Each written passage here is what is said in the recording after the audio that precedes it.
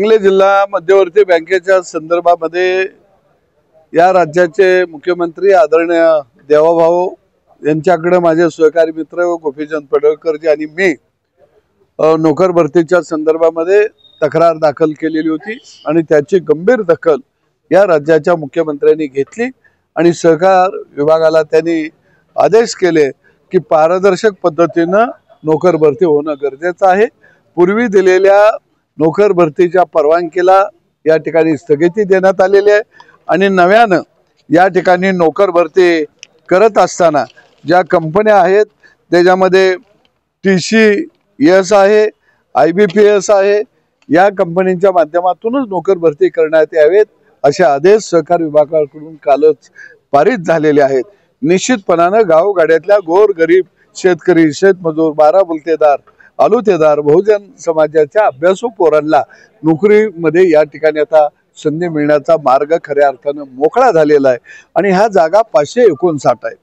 आम्ही मुख्यमंत्र्यांच्या निदर्शनाला आणलं, गेल्या वेळी जी काही नोकर भरती झाली त्या अशा कंपनीकडून अमरावतीच्या नोकर भरती झाली की ती कंपनी काळ्या यादीत आहे आणि त्या कंपनीचे सगळे डायरेक्टर्स तुरुंगात आहेत। अशा कंपनीला यांनी काम दिलेलं होतं आणि नोकर भरती केलेली होती। सगळे संचालकांनी आपले बगलबच्चे जवळचे अगदी दुकान उघडून नोकर भरती केलेली होती आणि यावेळी मात्र खऱ्या अर्थानं त्यांच्या दुकानाला कुलूप लागलं आणि म्हणून मी राज्याच्या मुख्यमंत्र्यांचं विशेष करून अभिनंदन करतो, पालकमंत्र्यांचं अभिनंदन करतो आदरणीय चंद्रकांत दादा। गेल्या अनेक दिवसांपासून आपण मोर्चे काढलेला होता, त्याच्यावर आवाज सुद्धा उठवला होता विधानसभेमध्ये। माझे सहकारी मित्र आदरणीय गोपीचंदजी पडळकर आणि मी या प्रश्नावरती गेली अनेक वर्ष झाला आम्ही लढत आहोत। गोपीचंद पडळकरजी यांनी खालच्या सभागृहामध्ये आवाज उठवला, वरच्या सभागृहामध्ये मी आवाज उठवला। खऱ्या अर्थाने या बँकेची चौकशी झालेली आहे, त्याच्यामध्ये अनेक दोष आढळून आलेले आहेत। या बँकेवर कारवाई होणं गरजेचं होतं, परंतु सहकार मंत्र्यांनी त्याकडे दुर्लक्ष केलं आणि नवं आंदण 559 जागाचं यांना देऊन टाकलं आणि पहिली चौकशी राहिली बाजूला आणि नव्यानं चरायला करून तयार करून दिलं। त्यामुळं सहकार मंत्र्यांनी किमान आता तरी बोध घ्यावा आणि सभागृहामध्ये आम्हाला शब्द दिलाय जे दोषी आहेत त्यांच्यावर कारवाई करू। आम्ही मुख्यमंत्र्याकडे 88 खाली 44 दोष सापडलेले आहेत भ्रष्टाचाराचे, कुठल्या कुठल्या विभागामध्ये काय काय घोटाळा झाला त्याच्यावर निवृत्त न्यायाधीश आणि निवृत्त सहकार आयुक्त यांच्या माध्यमातून तातडीनं चौकशी होऊन यांच्यावर गुन्हे दाखल व्हावेत आणि बँकेवर प्रशासक यावा ही मागणी आम्ही लावून धरली आहे आणि निश्चितपणानं ही मागणी शेवटपर्यंत आम्ही लावून धरणार। याच्या अगोदरची सत्ता असताना त्यावेळी पण स्थगिती लावली होती, पण लगेच 2-3 महिन्यांनी स्थगिती उठवलेली होती।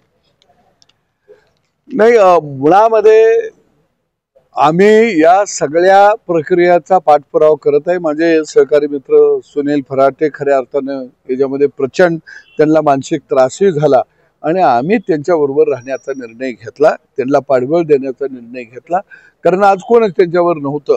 आणि एक झालं की त्याला जे 88 खाली चौकशीला स्थगिती होती ती स्थगिती उठलेली आहे, पण ज्या गतीनं चौकशी होऊन दोष आरोप फायनल व्हायला पाहिजे ते होत नाही। हे कासवापेक्षा सुद्धा गती कमी आहे, म्हणजे कासव झोपलं या। म्हणून आम्ही मुख्यमंत्र्याकडे गेलो की नव्यानं आता इथं लोक नेमावे लागतील आणि गतीनं चौकशी करावी लागेल। सत्ताधारी पक्षातले संचालक आहेत, सत्ताधारी पक्षातले सुद्धा संचालक आहेत त्यामध्ये? नाही, आम्ही चळवळीतले कार्यकर्ते आहोत, मी आणि गोपीचंद पडळकर। सर्वसामान्य माणसाचा लढा लढणारे आम्ही माणसं आहोत। ही बँक वाचली पाहिजे, सामान्य माणसाच्या दृष्टीनं उद्योग उद्यमला पैसे कसे मिळतील, तरुणांच्या हाताला काम या बँकेच्या माध्यमातून रोजगार कसा वाढेल हा आमचा दृष्टिकोन आहे।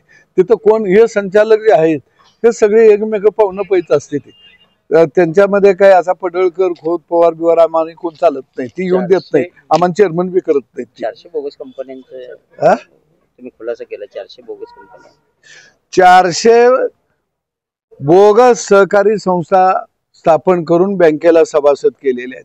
कशासाठी? तर मतासाठी। त्याची आम्ही यादी काढली आणि त्याची आम्ही चौकशी लावत आहे। जर ती संस्था कार्यान्वित नसेल, तिचा उद्योग नसेल, नुसती कागदावरच असेल तर ती बँकेला सभासद का, तिचं सभासद तत्व रद्द झालं पाहिजे, ही सुद्धा मागणी आम्ही केली।